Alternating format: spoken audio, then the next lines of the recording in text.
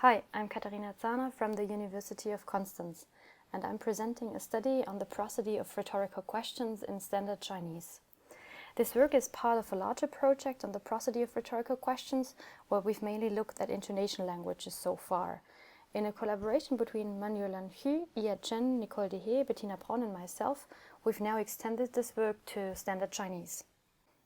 But before diving in the prosody of rhetorical questions, we will briefly point out the differences and commonalities between information-seeking questions and rhetorical questions from a semantopragmatic point of view.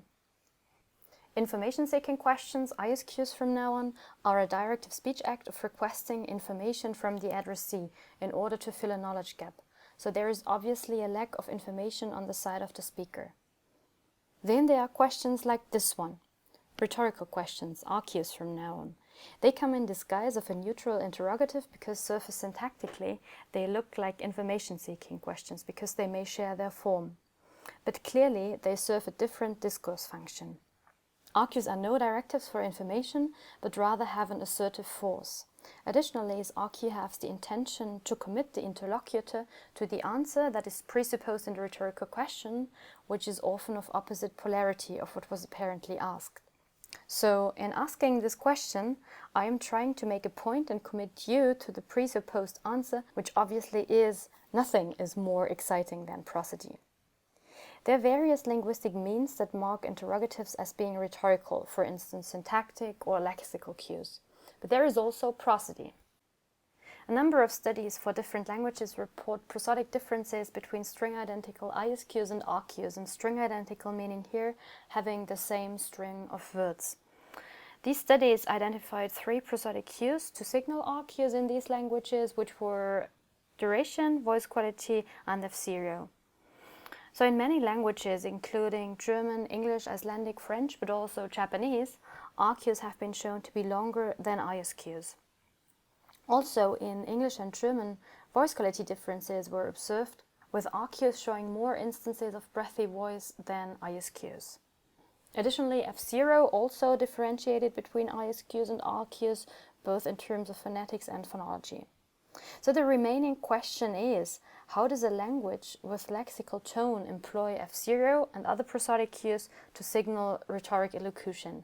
And the test case we take here is Standard Chinese. In Standard Chinese, every syllable carries 1 of 4 lexical tones, or the neutral tone. The high tone 1, rising tone 2, the low dipping tone 3, or the falling tone 4. Hence F0 is considerably constrained by lexical tone in this language. However, F0 is not only used for lexical distinctions in Standard Chinese, but also serves other purposes, most importantly the marking of information structure, focus, and the marking of interrogativity. So the distinction between questions and declaratives. Regarding the latter, it has been shown that questions tend to be overall higher and shorter than declaratives in Standard Chinese. So in the present study, we investigate the prosodic differences between string-identical information-seeking and rhetorical questions in Standard Chinese. To investigate this, we use both polar yes-no questions and WH questions, here with the WH element who, in 2 readings, an ISQ and an RQ reading. And I will be referring to these 2 readings as the 2 types of elocution. So based on the background introduced before, we predict that first, Standard Chinese ISQs and RQs differ prosodically with respect to F0 related features, both globally and locally. And second, that Standard Chinese ISQs and RQs differ in terms of other cues such as duration and voice quality. We used the experimental protocol, the context and target questions from Braun and colleagues, and the context and questions were translated from German into Standard Chinese. The materials were 22 polar questions and 22 WH questions, which were both felicitous in an ISQ and an RQ reading. Polar questions had always this following structure. They started off with the subject pronoun yuren, anyone, followed by the verb, the object noun, and the question particle ma. Ma typically occurs in polar questions in Standard Chinese, but can be used in both RQs and ISQs. WH questions, in turn, always use the WH word who, she, followed by the verb, the object, and here no particle was used. We also controlled the occurrence of lexical tone. Lexical tone was always the same in the first constituent of each question type, and importantly, all 4 tones occurred in the last syllable of the object noun around equally often. Then we used 2 types of contexts, one for an ISQ reading and one for an RQ reading. To give you an example, for polar ISQs, a context said, "At a party you offer cake made with lemons. You would like to know which of the guests likes this fruit and whether they would like some or not. You say to your guests, target question." Similarly, for RQs, your aunt offers lemons to her guests. However, it is known that this fruit is too sour to be eaten on its own. You say to your cousin, target questions. And for WH questions, the contexts were very similar. We included 10 female speakers of standard Chinese from the Beijing area, and they were all tested in Beijing. The procedure was pretty straightforward. Participants saw a context on screen in one of the 2 readings, then they clicked and the respective target interrogative appeared, which they then produced. Question type, so polar versus WH question, was manipulated within subject, but for each item between subject, and elocution type was manipulated within subject, so every participant produced a question in both elocution types. So here is an example of a WH question, who likes lemons, in an ISQ and an RQ reading. The ISQ first. 谁吃柠檬？谁吃柠檬？ Can you hear the difference? Yay! The dataset consisted of 440 interrogatives. 10 participants produced 44 items, of which we had to exclude some, and the remaining 423 questions were analyzed in terms of the following characteristics. Global and local F0 features. For the local F0 features, we looked at the first and the last constituent, duration, constituent and overall duration, and for voice quality, we annotated perceptually the occurrence of breathy, glottalized and modal voice at the last constituent.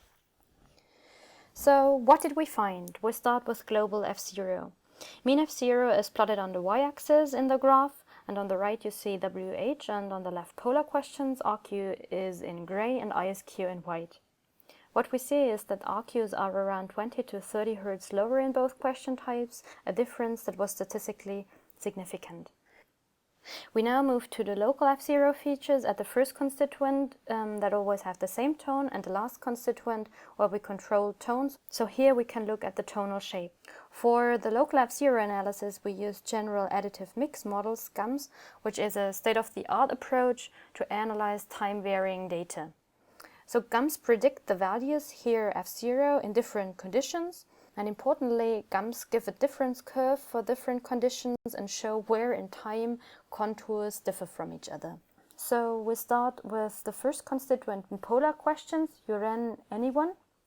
On the left, you see the condition means, RQs and ISQs as predicted by the model.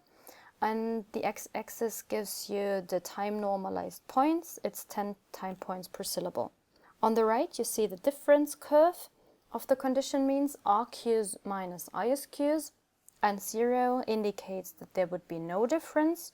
Positive values would indicate that RQs are higher, and conversely, negative values would indicate that RQs are lower. So here is the difference curve for you ran anyone. The gray area indicates the 95% confidence interval, and if 0 is not included in this 95 CI, the difference is significant between the contours. And this would be indicated by the red vertical lines. So what we see for Yuren is that for the whole word, the contours differ from each other in the 2 elocution types. Moving to WH questions, we find very similar results for Shay, Who, the WH element. On the left again, the predicted condition means, and on the right, the difference curves, also RQs minus ISQs. And you also see that throughout the whole word, RQs are lower than ISQs. And the wider pitch range we observe in RQs is mostly due to the lowering of the L tone at the rise. From the utterance beginning, we now move towards the utterance end, the object noun, where every lexical tone occurred almost equally often. So here are the results for polar questions, that is F0 in the final syllable of the object noun together with the particle ma. And I'm showing again the F0 condition means for ISQs and RQs. along with the difference curve, and we split here by the 4 lexical tones. For tone 1, we see in the condition means that RQs are lower than ISQs, and the difference curve indicates that throughout the whole window, so the last syllable plus ma, RQs are lower, but the overall shape of the tone is preserved. Similar findings hold for tone 2 and tone 4. RQs are also lower than ISQs, with the overall shape of the tone being preserved. Tone 3 is special in the sense that the difference between ISQs and RQs is smaller than for all the other tones. In fact, it's not significant throughout the whole windows, as the gum difference curve indicates. To sum up, F0 distinguishes between RQs and ISQs, with RQs being lower, and for all tones the tonal shape is preserved. The smallest difference is found for tone 3. A similar picture holds for WH questions, as we show in the paper. We now focus on the phonetic parameters, duration and voice quality, starting with duration. For standard Chinese polar questions, RQs are overall significantly longer than ISQs, and if we look at the individual constituents, which are shown in this plot, duration on the y-axis, RQs in gray and ISQs in white, all constituents except for the question particle ma are longer in RQs as compared to ISQs. For WH questions, in turn, we also find RQs to be longer overall than ISQs, and this also holds for all individual constituents. The effect of duration was independent of lexical tone. Finally, we turn to the voice quality in the final constituent, which is the question particle ma in polar questions and the object noun in WH questions. Recall that voice quality was perceptually annotated, modal voice is shown in white and glottalized in gray. For polar questions, we find significantly more instances of glottalized voice in the question final particle ma in RQs as compared to ISQs. For WH questions in the object noun, for all tones there is more glottalized voice as well for RQs as compared to ISQs, but the difference between ISQs and RQs is smallest for tone 3. So coming back to the hypotheses, we predicted that standard Chinese ISQs and RQs differ in their prosodic realization with respect to F0 related features, and this is true for the global F0 contours. We find RQs to be lower. There were also local F0 modifications due to elocution type, both in regard to the first and the last constituent. For the last constituent, the difference in F0 was smallest for tone 3. Also, standard Chinese ISQs and RQs differ with respect to prosodic cues. We find RQs to be longer and showing more glottalized instances as compared to ISQs. So clearly, standard Chinese, a tone language, marks elocution type using F0 and also other prosodic cues. The current findings, together with those from other languages, allow conclusions about the use of prosodic cues to RQs in typologically different languages.